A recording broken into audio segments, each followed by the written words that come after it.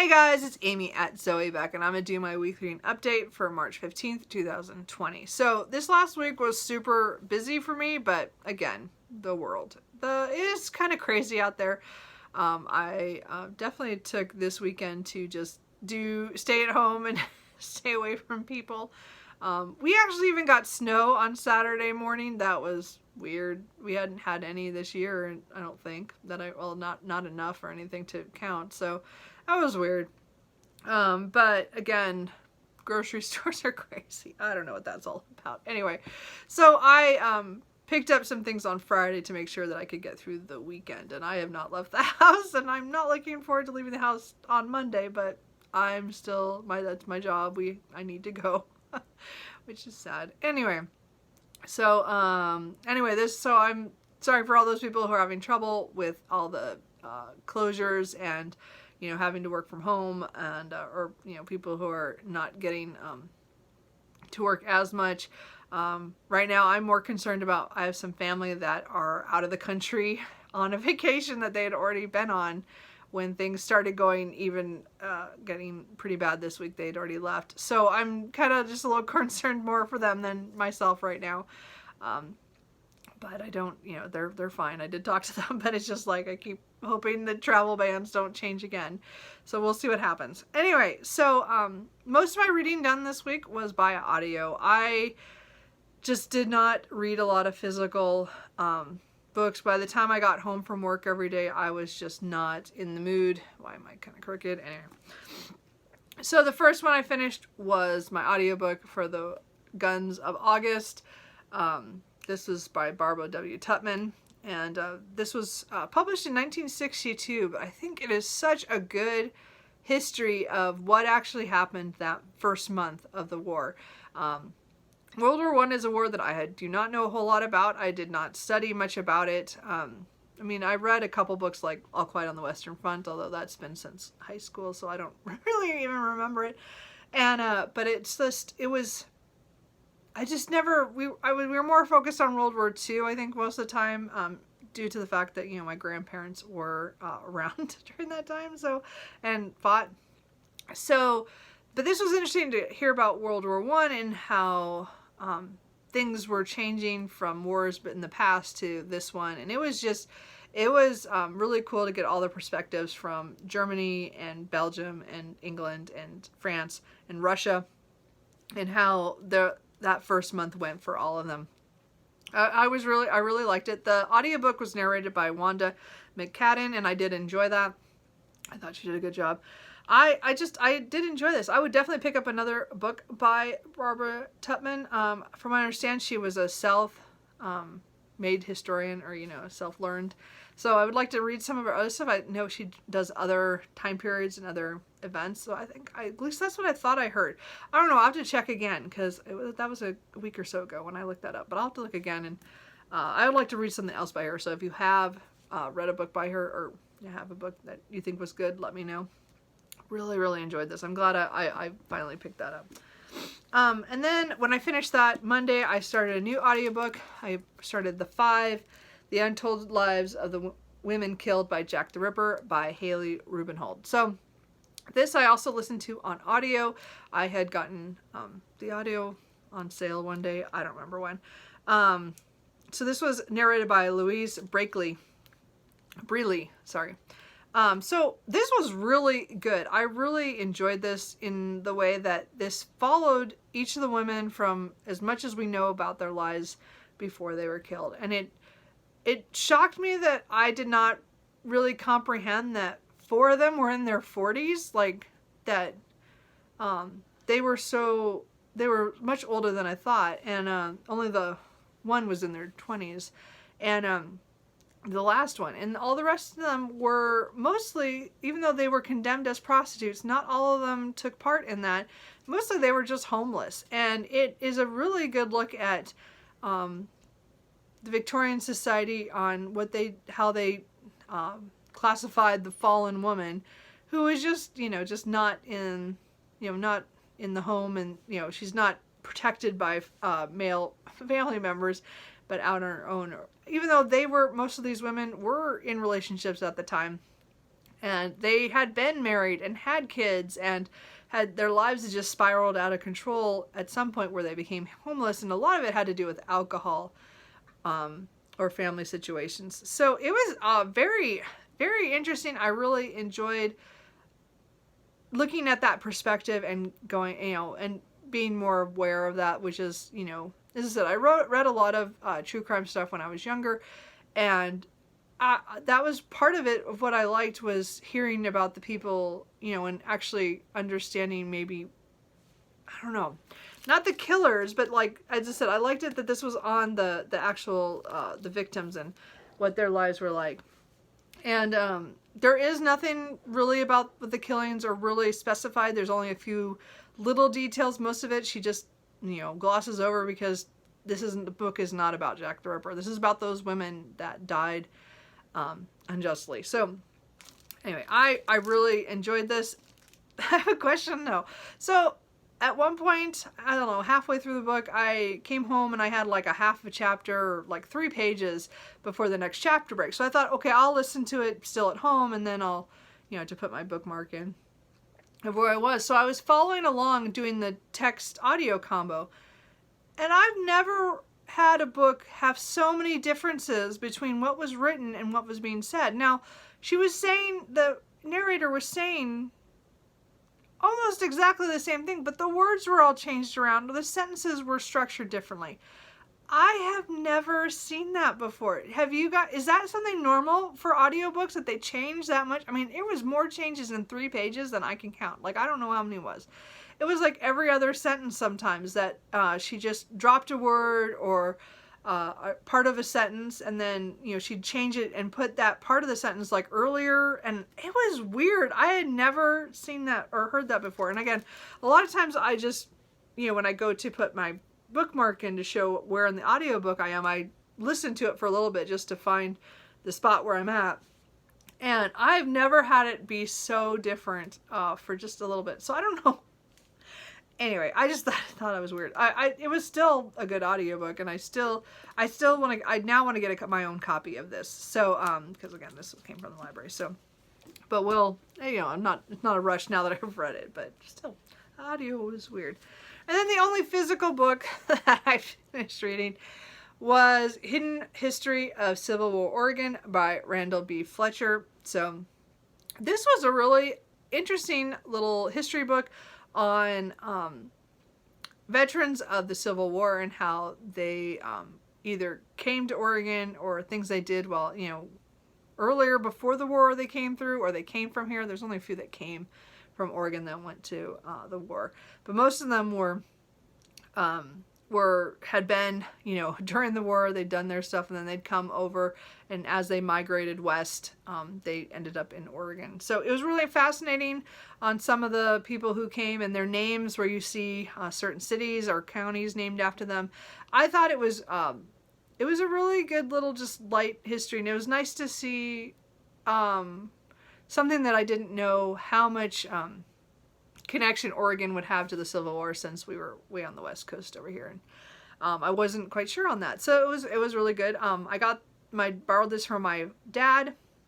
He had it a couple weeks ago. He was in the middle of it, and I told him that when he was done that that I wanted to read it. So my brother brought it. My brother went and saw my parents last weekend, so he brought it on Sunday. So I started reading it then. So it just it's been a book that I read a couple, they're little chapters, and they just have pictures of some of the people and stuff, and it was just kind of interesting, some of the connections that I didn't know about. So it was cool. It was a nice little 140-page book, so that was kind of neat. So that is all I've finished. I am still reading River by Esther Kinsky. This is translated from the German by Ian Galbraith. So this I'm reading as the group book for the first quarter of Read German Books, by putting it on by Mel at Mel's Bookland Adventure and Britta Bohler. And I'm still enjoying it. It's still a hard read for me. I can't read that many pages at a time. I read usually a chapter a night when I can, but when this week got really busy, this is the thing I dropped. So I'm just halfway now. So I didn't get very far this week. So my goal is to pick up reading this again every night or every day, whatever I can do it. I'm on chapter 23. So I still have 150 pages left, but I have 14 chapters. So I still have enough days in the month to finish this by the end of the month. So that is my goal. So I'm working my way steadily through this. It's hard to explain this book. I keep trying to think of how to do this. And every time it's a woman who is talking about her life. I mean, again, it's a novel, although it feels like a memoir in a lot of ways, but it's not. But it has to do with a woman and her life connected to waterways and rivers, and it is really beautiful writing in the descriptions of the water and different rivers and different countries she's gone to. I just want to know how this woman is affording to move all these places when it seems like she never has a job. I don't know how this works. So I'm just kind of suspending my disbelief, because I like hearing about where she goes and where she walks to and the water she sees and the little tidbits of her life that are sprinkled in. I don't quite get it, but it's still a topic. But I'm still working my way through that. So I plan this week to get at least 7 chapters of that done. So as I said, I'm hoping to be done by next or 2 weeks from now. The audiobook that I picked up next was SPQR, A History of Ancient Rome by Mary Beard. I've been wanting to pick this up for years. It's one of those books that ever since I saw it in the bookstores, I wanted to read it. I just never got around to it. I just want to say, it was like 2012, but it must be 2015. Anyway, so I picked up the audiobook on 2-for-1 sale. My favorite. This is narrated by Philadad Nash. I don't know. So far so good. I've only got 130 pages in. I think I'm about 4 or 5 hours in. I think this is like a 19-hour audiobook. So I've gotten about a quarter of the way through. Well, not quite. It's like 20-some%. Anyway, so this is, a book. It's, as I said, like a history of ancient Rome. And I guess I wasn't quite thinking what that meant, but it is talking about, it's like the startings of Rome as a city, and it talks about a few, like the first one was about Cicero and how he had a battle with somebody else and how, that didn't go so well. Anyway, or, he won, but then he lost in the end because of some other things that happened. And so it's interesting. The history, I think, is going to bounce around a little bit. I'm not sure where, as I said, we talked about how the area might have had kings at some point before it became really a city. I don't know. It's weird. I'm not sure how I feel about it yet. I don't hate it or anything like that. Like, I'm enjoying it, but I'm not sure. It's a book that I've been wanting to read for a while. A lot of people have read it and mentioned it, but I just didn't know a whole lot about what I was getting into, I guess. So we'll see how it goes. I do like it that this has pictures in it. So as an audiobook, I then go through that day, and then I'll go back through and see what pictures I missed and stuff. I just anyway, it was really the only way I was going to read this book, probably, is by audio, because at least right now, I'm not reading a whole lot. So let's talk about the book that I'm in the middle of and not sure what to do. And then maybe I'll show you some of the books that I might read. I don't know. I haven't decided. I have a whole stack here of stuff, of possibilities. Because again, I hit the library that Friday night before they shut down too. Anyway, so The Name of the Rose by Umberto Eco. This is translated from the Italian by William Weaver. This is a book that has been on my TBR shelf the longest. I've had a copy of this book on my shelf since high school. I started it in high school and I did not complete it. And now I see why. So this is one of the first books that is on my oldest books on my TBR list that I was trying to get through this year. So far, these are not going well. And I see why that they are the oldest ones on my TBR. is because these are not going well. So this one, as I said, I've had since high school. I still, so I've gotten 122 pages. And I'm struggling. And I don't know if it's because this week was so long and so a lot of stuff going on with work, as in I worked a lot of overtime, plus all the world stuff. I don't know. I mean, not that this is related to it at all. But, you know, I don't know if it's just I wasn't feeling it. And I don't know what to do because again, this is a book I've been wanting to read for, yeah, we'll just say it. Over 20 years. More than that, actually. Just rounding down. Anyway, point is that this mystery is one that I've always wanted to read. I liked the movie back in the day. Sean Connery, Christian Slater. Anyway, reason I watched it. Anyway, point is that, you know, I think the historical, you know, mystery is what I want. My problem is this is so, I knew it was going to be religion based in here because it has to do with monks in 1327, and a monk comes there to do some, I don't know, studying. He's there to do something, and then people start dying around him, and we don't quite know why, but we're getting all these lectures and historical, like, people, like, things about the Catholic Church that I don't know anything about, because I'm not Catholic, and it's just like from this time period of how, you know, they're ruled by this rule, and then how that affects how they do things or say things or think things, and it's just so much philosophy, and I'm just like, my eyes are glazing over. And the mystery part is interesting, like when somebody dies, I'm all in. It's because it's different and weird, and I kind of remember that from the movie way back when. Anyway, but I don't know. So I don't know if I'm going to keep reading this. I'm right now thinking of abandoning it for now. I don't know. I don't know what to do. Have you guys read this? Should I read it? I don't know. It's driving me crazy. It's because I can't, and then my cat is attacking my notebooks. Cooper! Oh, I've tried to film this like 5 times with him, and he is driving me crazy. Anyway, so I don't know what I'm going to do. So this is the book that I have, that I'm like partially through, and I don't know what to do. So you guys tell me if I should keep trying. I don't know. Maybe I'll try a little bit today, and if today doesn't work, then I give up. That cat is driving me crazy. He is attacking everything on my desk just because I'm doing this. Anyway, so then I have a couple of my books and library books that are kind of on the next.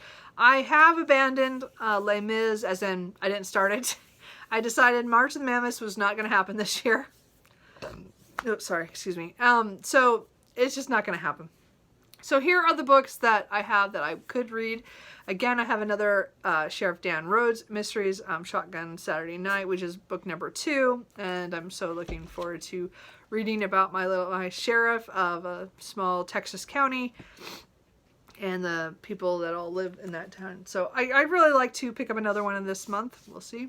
I also would like to do my reread of 9 Coaches Waiting by Mary Stewart. All I know about this is a woman goes to be a governess for a kid, and somebody's trying to get him or something. Again, great. Those are mysteries too.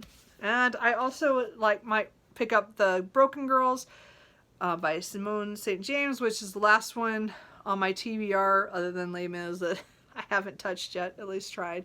So I've been wanting to read this for a while. This has 2 timelines of the 1950 when some girls are at Idlewood, which is a place for I don't know, for girls, I don't remember, that nobody wants. And then 2014 when a reporter whose sister somehow died somewhere near the area sometimes starts to investigate this many years later, other stuff. So anyway, I still really want to read this. So that could happen. And then I did pull off my shelf just to maybe look at it, is A Journal of the Plague Year by Daniel Defoe. So this was during 1665 when the Great Plague went through London and claimed 100,000 lives. And it's his journal during that time. Again, the author of Robinson Crusoe. So I don't know. I saw somebody else have this and I'm like, oh, I got that a couple of years ago for used. So I don't know. We might do that. And then I'm just going to flash through some library books I picked up. I did pick up Gideon the Ninth by Tamsin Muir. I don't know if I'm going to read that. That's space, neuromancer, lesbians. I don't know. Something weird. I do have the last of the Showa, A History of Japan mangas that came in. So this is 1953 to 1989. So I will probably pick this up at some point. I don't have to pick that up this week, but it's on my list. I have Agatha Christie's The Murder at the Vicarage, the first Miss Marple mystery, because I've never read any of the Marples. So I thought I might pick up that. So I don't know, it might be that one. I do have Hidden Cove by Meg Tilly. This is the third book in the Solace Island series that she writes. It's the one I haven't picked up. I just haven't bought it because I haven't got it on sale yet. It's been full price the whole time. So I just thought I'd get it from the library. I'll try it. Maybe. I don't know. Those are more romance suspense. Yeah. So there's not, it's in Washington State and this little island, and then people, I think this one has to do with an art gallery and somebody dies. And then, there's romance, which is part of what I like. And then the surprise of the week is when I did go to the library, my copy of The Mirror of the Light had showed up by Hilary Mantel. So I was not planning to get this until the end of the month. I was number 16 on the list. I was 18 at one point and then it dropped to 16. So I thought, okay, they said they were getting 12 copies. Well, somehow I got my copy. So now I'm like, maybe I should read this next. Because then, this is not a mammoth, though, for me. I know somebody said one of the other copies is over 800. I'm not sure that's true or not. But this copy is 757. So, I mean, it's close. Won't count, though. But this is book 3 in the Thomas Cromwell series. I really, really enjoyed Wolf Hall. I liked Bring Out the Bodies quite a bit, too, as well. I still think Wolf Hall, it was better for me. But this was, I mean, there was good things in both. But so this is the third book. I'm really nervous about it, but also excited to get to this. So this is following Cromwell after Anne Boleyn's death.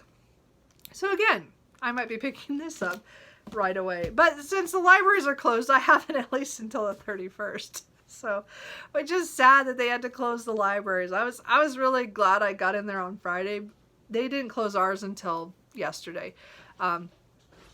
Or, Saturday. So we didn't know. I didn't know. I just went and got my books on Friday night because I was like, I don't want to go out of the house again. And I picked up a few of those that were not on hold. But that one was. So anyway, so I don't know what I'm going to read next. What do you guys think? I'm figuring, I don't know what I'm going to do. I'm figuring the audiobook will last, SPQR will last all week, due to it's like, I have still 15 hours on that. And then I have all these books I could read and I don't know what to read. I just don't really want to read The Name of the Rose. So what should I do? What do you guys think? I don't know. I feel like I should give it one more shot and just see if I can get past it. Maybe it's just the beginning part slow with the theology stuff and all the talk. I don't know. On the religion. I don't know. We'll see. I don't know what to do. Let me know. Anyway, that's it. I will talk to you guys later. Bye. Stay safe.